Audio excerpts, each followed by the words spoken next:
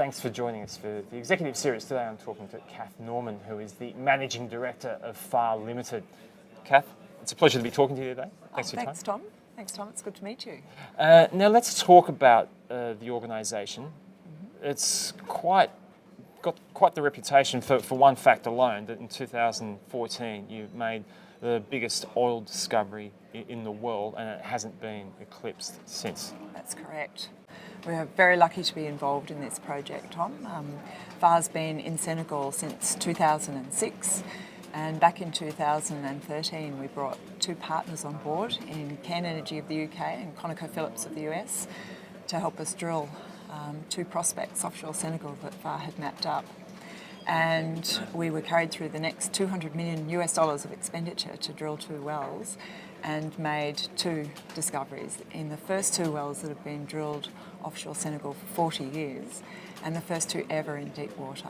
And one of those discoveries is the SNE field, which is the world's largest oil discovery for 2014, and as you said, has not been eclipsed to date. Because we hear so much about the big five, as it were, Woodside, Santos, Oil Search, and Beach, but actually you're a part of the big five as well. Why do we tend not to hear so much about FAR? I think we've come out of nowhere a little bit. We've hit people from left field, and that's what making a big discovery does for you, I guess. Finding oil around the world has been an incredibly difficult thing to do in the last 5 to 10 years really, and I can't think of when the last Aussie company was involved in such a large discovery. So it's been a surprise for a lot of people. Yeah, indeed. So given the fact that you've got such an extraordinary resource on your hands, how do you break up the timeline in terms of the milestones that you're going to be hitting in the near term? Okay, so we've made our discovery. We made that in the big discovery in November 2014. And in November last year, in 2015, we started our appraisal drilling program. And that's a 3-well program, and we've drilled the first 2 of those appraisal wells, and in actual fact we've just started turning the drill bit on the 3rd well, which is an exploration target, so back to trying to discover more resources on the shelf. And in fact that well will be deepened to have a look at the northern flank of the SNE field that underlies this prospect. So when we made our discovery, this sandstone field was forecast to be about 150 million barrels in size, and we now have updated our contingent resources, and our 2C contingent resource is 468 million barrels. So since discovery and through part of the appraisal program, we've managed to increase the size of the field by about 3 times. The appraisal program is also designed to have a look at how our oil will flow.